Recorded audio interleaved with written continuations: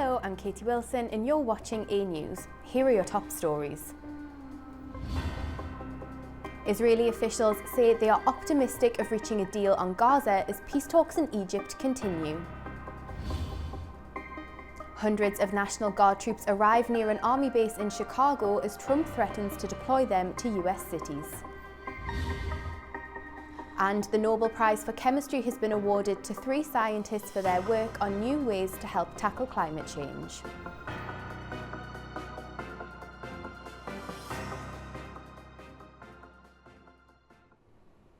Good evening. We begin in the Middle East, where hopes for a breakthrough in Gaza are gathering pace. Hamas says it has exchanged lists of Israeli hostages and Palestinian prisoners as part of a potential swap deal, a key step in the indirect talks with Israel now underway in Egypt. Mediators from Qatar, Turkey and the US are meeting both sides for a third straight day as Israel warns these are critical hours for peace. As indirect talks enter their third day in Egypt, Israeli and diplomatic sources say the negotiations are now in critical hours that could determine the next steps toward a ceasefire. Top US envoys and regional figures are participating in the Sharm el-Sheikh talks between Israel and Hamas on President Donald Trump's plan to end the war in Gaza. Mediators from Qatar and Turkey, along with Egyptian officials, are taking part in the ceasefire talks, with Turkey saying negotiations have made a lot of headway, and a ceasefire could be declared if they achieve a positive outcome. The discussions are based on a 20-point peace plan proposed by Trump last month. The proposal calls for a ceasefire, the release of hostages, Israeli troop withdrawal, the disarmament of Hamas, and reconstruction in Gaza. Israel is seeking a durable ceasefire, the return of hostages, and guarantees that Hamas will be disarmed while Gaza's reconstruction proceeds under international supervision. Hamas says its delegation is working to overcome all obstacles, demanding a permanent ceasefire, the full withdrawal of Israeli forces, unrestricted humanitarian access, the return of displaced residents, a reconstruction plan overseen by a Palestinian technocratic body, and a fair prisoner exchange deal. The talks coincide with the second anniversary of the Hamas attack on southern Israel, which resulted in close to 1,200 deaths and 251 hostages. Since then, Israeli military operations in Gaza have killed more than 67,000 people, including 18,000 children, according to Gaza health authorities. Global pressure to end the war has escalated, with much of Gaza flattened, and with the United Nations warning that famine is unfolding. Officials say the initial focus is hostage release, a step that could determine whether the path to ending the conflict becomes viable in the coming days. Staying on Gaza, the anniversary of the beginning of the war 2 years ago has stirred powerful emotions across the world. Let's take a look at how different cities remembered and marked the anniversary. From Latin America to Europe, Australia to North America. People across the world marked the second anniversary of the attacks on Israel and subsequent war in Gaza, with vigils, protests, and painful memories. At the University of California in Los Angeles, dozens of demonstrators marched through the campus, carrying roses in their hands. I know some amazing Israelis that I love to death, okay? I love them. But, you know, today is a focus for Palestine and for the people that are currently being ethnically cleansed. But my heart goes out to all of them. In Mexico, Colombia, Chile, and Argentina, pro-Palestinian marchers demanded their governments cut ties with Israel.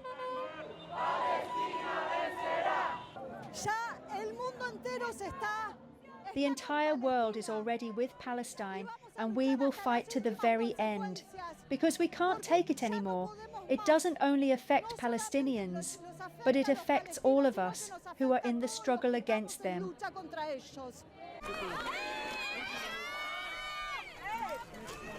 And in Berlin, protesters waving Palestinian flags chanted near City Hall. Local media reported around 500 demonstrators came out. Some were detained as tensions rose.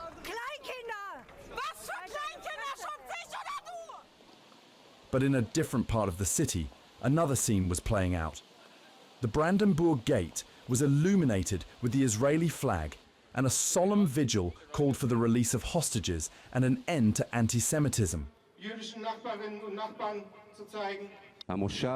Tel Aviv, grieving families called for the events of October 7th to be remembered. I think the world have some forgot what Israel and what I've been through on the 7th of October, and I think in this ceremony we echoing what happened to us on that day and what cruelty looks like. I've been in my shelter with my pregnant wife and 2-year-old daughter for more than 22 hours as my brother Alon kidnapped. And in Buenos Aires, people gathered in a park in the city center, pleading for the return of hostages still held in Gaza. Among them, 4 Argentinians.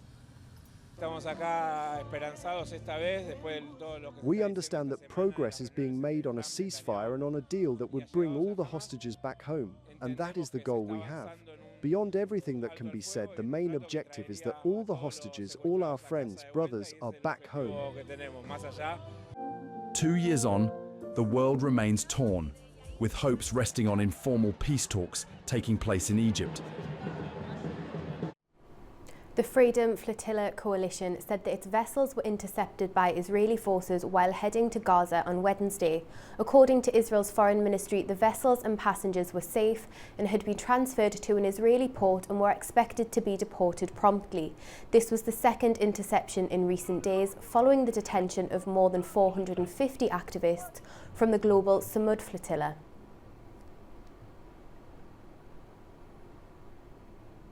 Now to the US, where National Guard troops have arrived at an army training center outside Chicago. The deployment has sparked legal battles and debate over Trump's possible use of the Insurrection Act. Trump says it will help control cities, but Democrats disagree.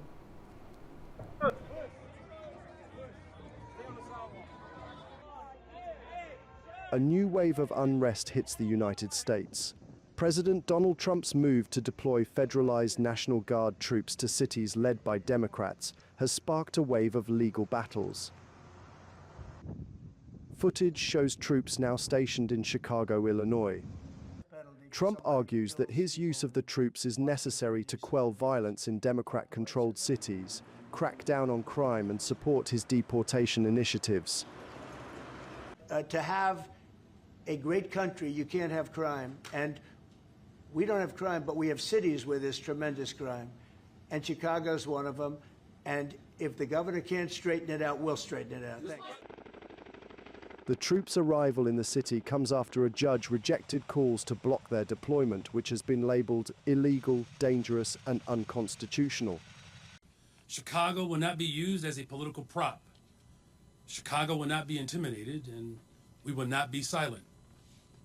And to our residents, know that we are fighting for you and using every legal avenue to protect your rights, dignity, and your humanity. Resolution 590. Under federal law, the National Guard and other military troops are generally prohibited from conducting civilian law enforcement. Trump says he could go even further, invoking the Insurrection Act if necessary. This act operates as an exception to that rule and would give troops the power to directly police and arrest people. The law allows a president to deploy military forces on US soil to quell domestic uprisings. And it's not new. Signed into law by President Thomas Jefferson in 1807, it has been used before. President George H.W. Bush was the last to use it during the deadly 1992 Los Angeles riots, where more than 50 people lost their lives. The use of this law could be seen as another step by Trump to strengthen the military's role in ensuring security in Democrat-led cities. Global trade is set to slow down next year, according to warnings from a report from the World Trade Organization. The delayed impact of US tariffs are being blamed. The study highlights how Trump's August tariffs have impacted the world economy. Global trade is set to slow sharply next year. That's what the World Trade Organization has predicted in its latest report, saying growth will drop from 1.8% to only 0.5%.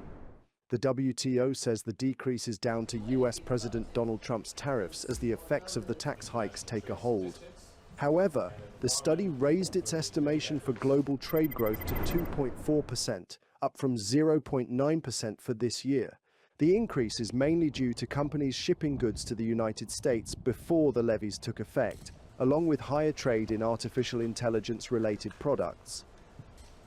However, this remains below the 2.8% growth recorded last year. WTO Director General Ngozi Okonjo-Iweala said the outlook is less promising, but added the global trading system remains resilient. The outlook for next year is bleaker, yes, and how concerned I am, very. I am concerned for the system. You saw what I said in my statement, that this is no time for complacency. Just because we see resilience in the system doesn't mean that we're home free, because there's so much uncertainty. And that's why we've also been very upfront with you that it's very difficult to forecast because we have these ups and downs with regard to trade policy uncertainty. So I am concerned. Trump's tariffs have unsettled markets and created uncertainty worldwide. In August, he increased tax hikes on imports from dozens of countries. It forced major trade partners such as Switzerland, Brazil, and India rushing to negotiate better deals. The European Union agreed to a 15% duty on most of its goods exported to the United States, and some other countries continue to look elsewhere to do business. Following the EU's proposal to slash tariff-free import numbers by nearly half, London has warned the move could be devastating for some British companies. Our correspondent Zainab Farajzada reports from Manchester. Tensions are rising between London and Brussels after the European Commission proposed slashing tariff-free steel import quotas by almost half and imposing a 50% duty on any excess shipments. The EU says it wants to protect its own steel industry, but in Britain, the move is being seen as a potential threat. Industry Minister Chris MacDonald says the government is pushing the European Commission for urgent clarification of the impact of this move on the UK. The industry body UK Steel warns the impact could be devastating, saying millions of tons of steel borrowed from the EU could flood the British market instead, a move that might be terminal for some companies. The sector employs around 37,000 workers directly and supports a further 42,000 jobs in the supply chain. Its Director General Gareth Stace says this could be the biggest crisis the UK steel industry has ever faced.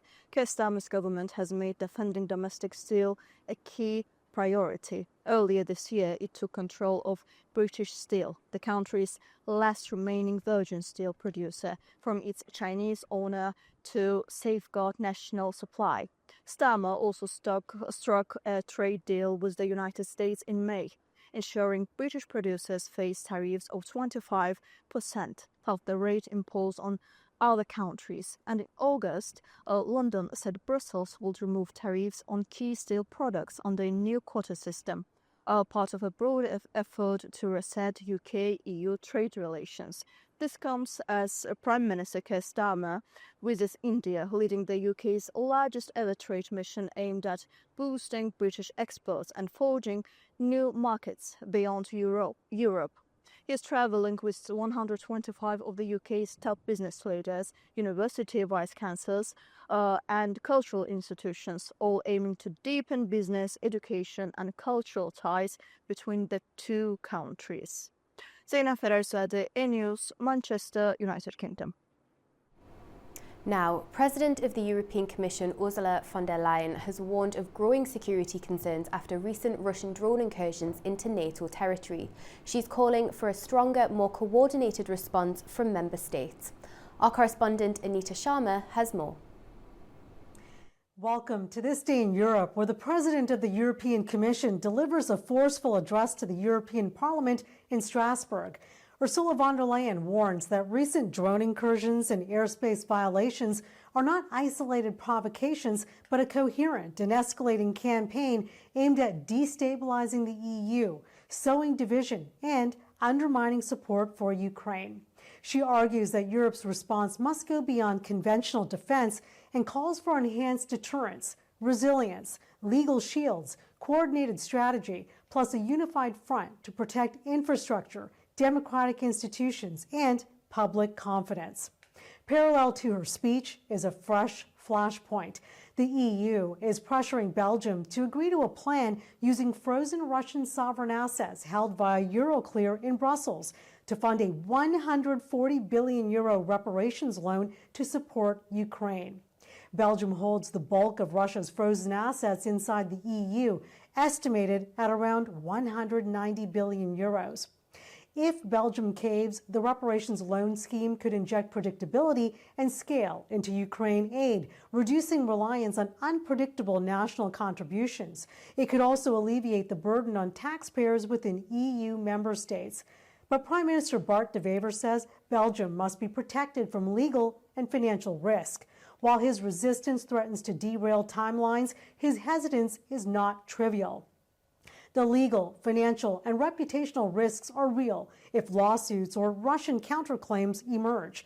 De Wever demands guarantees that other EU states share any liability if something goes wrong. However, member states may balk at pooling liability. If some states refuse guarantees, the whole plan risks collapse. Meantime, ECB President Christine Lagarde recently cautioned that any use of frozen Russian assets must respect international law, and that missteps could weaken the euro's credibility and spook investors. The EU aims to finalize approval by December, with disbursement starting mid-next year. Look out for a breakthrough within weeks if Belgium is pressured or reassured by legal guarantees and shared risk frameworks. Some experts foresee a fallback whereby the EU might instead rely more heavily on interest revenue from frozen Russian assets rather than principal.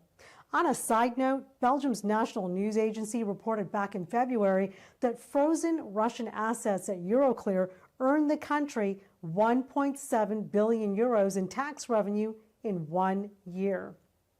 Today's convergence of von der Leyen's high-stakes warning and EU pressure on Belgium signals a pivotal moment. Europe is trying to turn hybrid provocation into strategic resolve and Russian assets into leverage for Ukraine's future.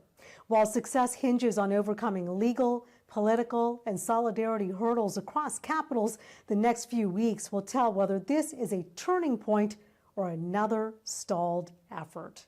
For A News, I'm Anita Sharma in the Netherlands. Germany will grant police the power to shoot down rogue drones similar to the ones that had disrupted airports across Europe. Announced by the Interior Minister, the new law explicitly authorises the police to down drones violating Germany's airspace. It comes after dozens of flights were diverted or cancelled last Friday at Munich airport, leaving more than 10,000 passengers stranded after drone sightings. German Chancellor Friedrich Merz said he assumed Russia was behind many of the drones flying over Germany last weekend, which the Kremlin dismissed as baseless. Over in France, talks led by outgoing Prime Minister Sébastien Lecornu to secure support for a new budget to tackle the French national debt continues. As we speak, Lecornu is speaking on French TV, giving an update on whether a solution has been found to form a new government. Earlier today, Lecornu said most parties he spoke to were willing to back the plan, but socialist leaders said they could not support it in its current form. France's Green Party insists a left-wing prime minister would be the only alternative to Macron resigning or dissolving parliament. And far-right leader Marine Le Pen has vowed to block any action by a new government and again called for Macron to dissolve parliament. Well, as we mentioned, the outgoing French Prime Minister is currently speaking on French TV and we'll bring you the latest lines as they emerge. But for now, joining us from Brussels is political analyst Gregory Mathieu. Thank you for being with us. Now, can you talk us through the latest developments from Paris? He's speaking on French TV saying, "I consider my mission finished." He says we could have a new Prime Minister in 48 hours. Indeed, this is what is, at the moment, declaring on TV after 2 days of further consultation he was requested to do by French President Macron. after he himself resigned on Sunday after being a prime minister for 14 hours.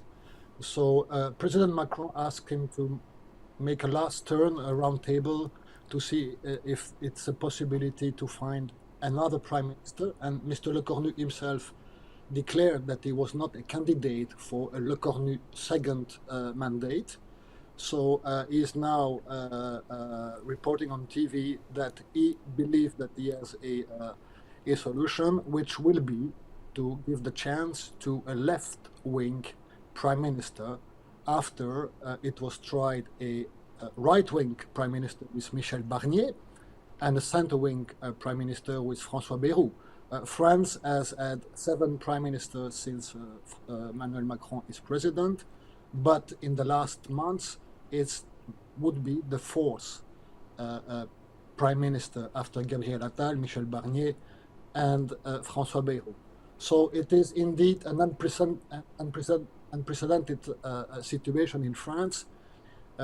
Someone call it historical, and I believe that it's an historical moment and potentially a crisis of a regime, because it seems that there is little solution other than provoke new parliamentary elections. And what's behind this instability in France? In my modest opinion, everything is focused already on the 27 election, the presidential election. Mr. Retailleau, who is now the Minister of Interior and was Minister of Interior under government of Mr. Barnier and Mr. Bayrou, is a declared candidate. And so he is now hesitating to go back to the government because he knows that his mandate as prime minister can impact his campaign to run for president. So the president of the Socialist Party is also a declared candidate. And there are too many others. Mr. Attal is not hiding that he is a candidate for next presidential election. And the first prime minister of Mr. Macron. What do you think this means for that upcoming presidential election? Well, there are some political parties in France calling for earlier election, and they are asking Emmanuel Macron to resign. Do you think that's likely? I don't think that, I don't know Mr. Macron personally, but I don't think it's very likely. Because first, he received a mandate for 5 years. It never happened in the French history that, except Charles de Gaulle, resigned indeed back in time, but it was a completely different situation. There is the far left LFI, Jean-Luc Mélenchon, calling for a dissolution or dismiss for the president. Yesterday, Edouard Philippe, the first prime minister of Emmanuel Macron, invited him to think about proposing his resignation after a budget would be voted in the parliament, because the main problem now in France is there is no budget. So all of this is unfolding. Possibly Lecornu is finding a way out of this crisis, but what happens next? Well, you know, Albert Einstein was saying sometimes insanity is to do the same thing again and again and expect another result. So I think that it may be a new try with a new prime minister from another political side of the spectrum. The problem is that in the parliament now, after the last election that Emmanuel Macron provoked, he dissolved the parliament, and the result of those elections has produced a fragmented parliament.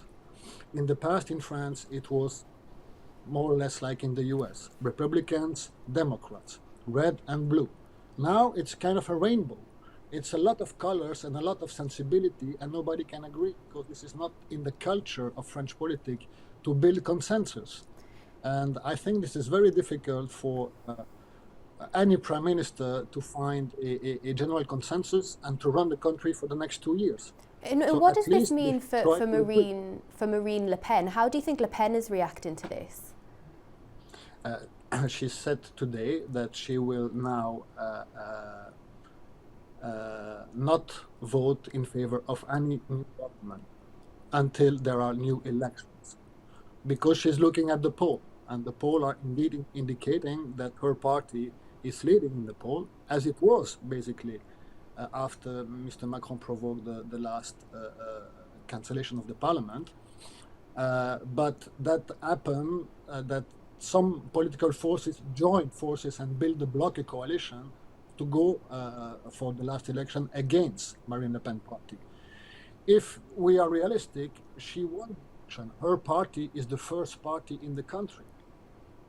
And she's expecting, of course, a anticipated presidential election because she believes that she can be the next president of France, despite the fact that, as you know, she has been convicted and she can possibly not run for next election. Now, just to bring you some latest lines from Lekhonu, he says it's all about the pension system. What do you make of that? Well, it's the last, let's say, the last things that came into the debate since yesterday evening. Madame Borne, who was Prime Minister, who was the one who was fighting for a reform of the pension system, she declared yesterday that to be able to go further, they may be ready to suspend and freeze this reform. But in fact, I think this is just a tactic. But now Mr. Retailleau Parti Les Républicains, they also declared that if it is out of the table, they will not support that government. Thank you. They were in favor for. Thank you for bringing us your thoughts there on this developing story. It was great to have you on the programme. You're very welcome.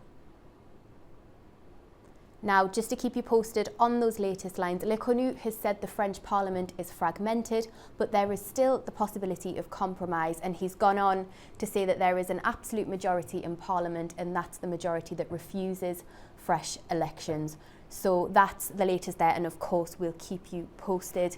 Now, the 2025 Nobel Prize in Chemistry has been awarded to Susumu Kitagawa, Richard Robson and Omar Yagi for their groundbreaking development of metal organic frameworks. Breakthrough research into metal organic frameworks has earned Susumu Kitagawa, Richard Robson and Omar Yagi one of science's highest honours.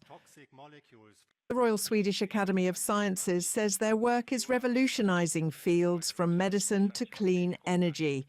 The Royal Swedish Academy of Sciences has today decided to award the 2025 Nobel Prize in Chemistry to Susumu Kitagawa, Kyoto University, Japan, Richard Robson, University of Melbourne, Australia, and Omar Yagi, University of California, Berkeley, USA, for the development of metal organic frameworks. Through their groundbreaking research, the three scientists have opened new possibilities in chemistry with wide-ranging uses in medicine, energy and materials science. Their innovations could also help tackle major global challenges, including capturing carbon dioxide to help fight climate change and reducing plastic pollution using chemistry. So this year's laureates have found a new way to create materials that are full of tiny spaces, small enough that individual molecules can fit inside. So if you imagine a whole material made out of this, you can have molecules enter and come out of it. And the special thing is that the chemical properties of these connecting pieces, our organic molecules, can be adjusted to make different molecules feel at home. So in this case, a water molecule. The Chemistry Nobel Prize is the third prize announced this year, following those for medicine and physics. It comes with a total of 11 million Swedish krona, roughly $1.2 million, to be shared among the winners. Since its creation in 1901 by Swedish inventor Alfred Nobel, the prizes have honoured outstanding achievements in science, literature and peace. Nobel himself was a chemist, and his work in explosives helped fund the awards that continue to recognise global innovation today.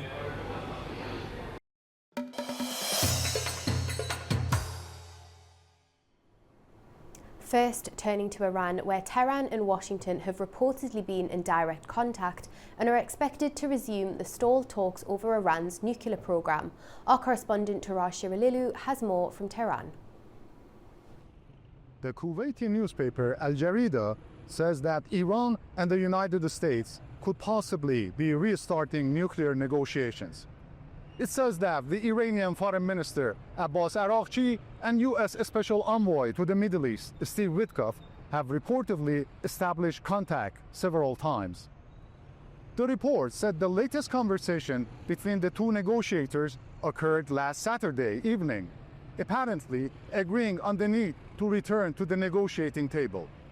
However, Araghchi denied the report, which said that secret preparatory meetings could be held next week in Oman or Qatar to coordinate before officially resuming the stalled talks. Araghchi also said in a post on X that he rejected allegations by US President Donald Trump when he said that Iran had been after nuclear weapons. Araghchi believes the comment was said to justify attacking Iran's civilian nuclear centers on the 22nd of June. He said that if Trump had read the minute submediated talks recorded by the Omani interlocutor, he would see just how close both sides were to celebrating an historic Iran nuclear deal. Tehran has also condemned Trump's renewed threat to strike Iran if it restores nuclear enrichment, saying it would be an admission of war crime. The unconfirmed report comes after the pre-2015 United Nations nuclear sanctions were reimposed when France, Germany, and the UK referred their dispute with Iran to the Security Council. Iranian lawmakers are demanding the foreign ministry lower Tehran's diplomatic relations with the European Troika, saying their move against Iran was meant to secure US support for Ukraine. Turaj Shiralilu, Tehran, A-News TV. Syria's Foreign Minister Hassan Shebani visited Ankara and met with Turkish Foreign Minister Hakan Fidan. The two ministers held a one-on-one meeting followed by a joint press conference. They spoke about bilateral relations, with Fidan stating that Turkey's support for Syria will continue. Fidan stressed that peace should now prevail in the region and called for the removal of all sanctions imposed on Syria. Syria's foreign minister added that Israeli threats continue to endanger Syria's security and violate new areas of the country's territory. Senior Italian defence officials have toured the facilities of Turkey's leading drone manufacturer, Baykar, in a signal of growing defence cooperation. The visit included live demonstrations of Baykar's cutting-edge combat aircraft. Senior Italian defense officials witnessed the live demonstrations of advanced combat drones during a tour of Turkey's Baykar Defense Company. The visit is seen as growing cooperation between the two NATO allies. The Italian delegation, led by Deputy Defense Minister Matteo Perejo di Cremnago, brought together top military officials, including the commanders of Italy's Air Force and Army, a deputy naval commander, and executives from Leonardo, Italy's state-controlled defense giant. Their visit covered two key sites: Baykar's flight training center in Çorlu in Turkey's Tekirdağ province, and the company's main headquarters at the Özdemir Baykar Central Technology Center in Istanbul. At the Çorlu facility, Italian officials witnessed coordinated flight demonstrations featuring three of Baykar's flagship unmanned systems: the Bayraktar TB3, the larger Akıncı, and the Kızıl Elma, described as an unmanned fighter aircraft.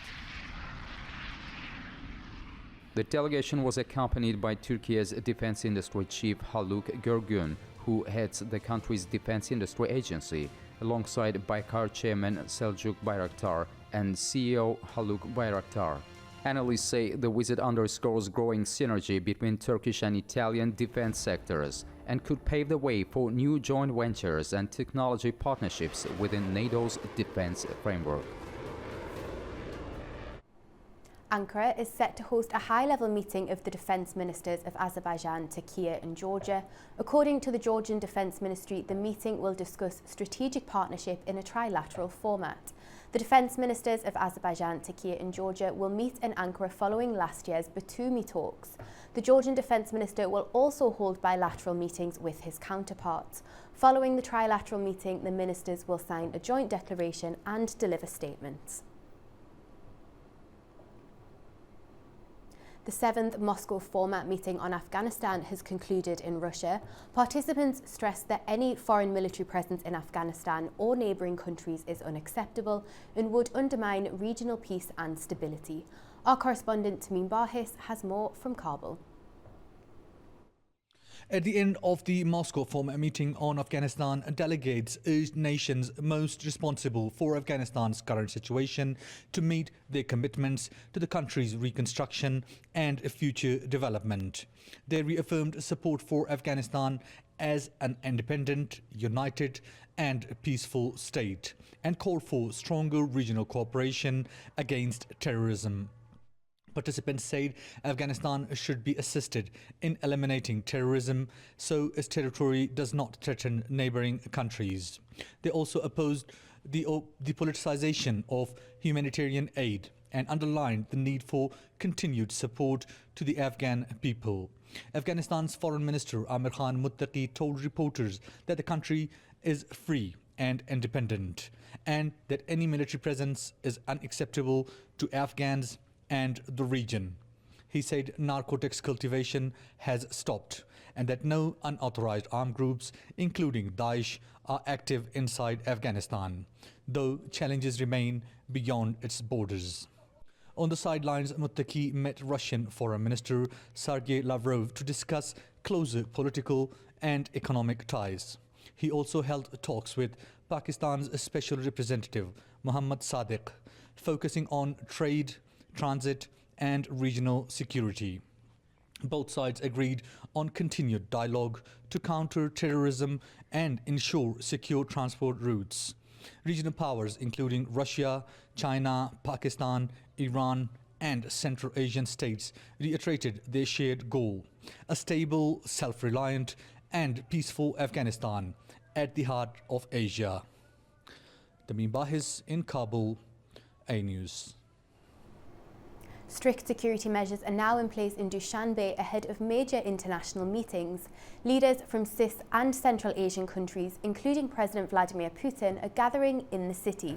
What does this mean for the region, and will Moscow reposition itself within Central Asia? Our correspondent Fariza Kalamerzana explains. From October 8th to 12th, Dushanbe is under heightened security as it hosts a series of high-level events, including the CIS summit, a Central Asia-Russia meeting, and President Vladimir Putin's first state visit to Tajikistan in years. Markets are closed, prayers suspended, and residents urged to limit travel.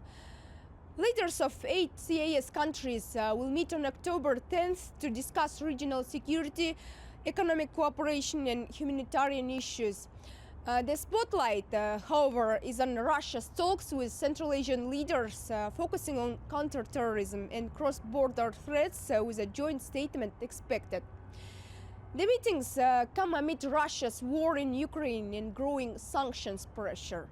Analysts say Moscow is seeking to reinforce its presence in Central Asia as competition from China, the European Union, Turkey and Gulf states intensifies.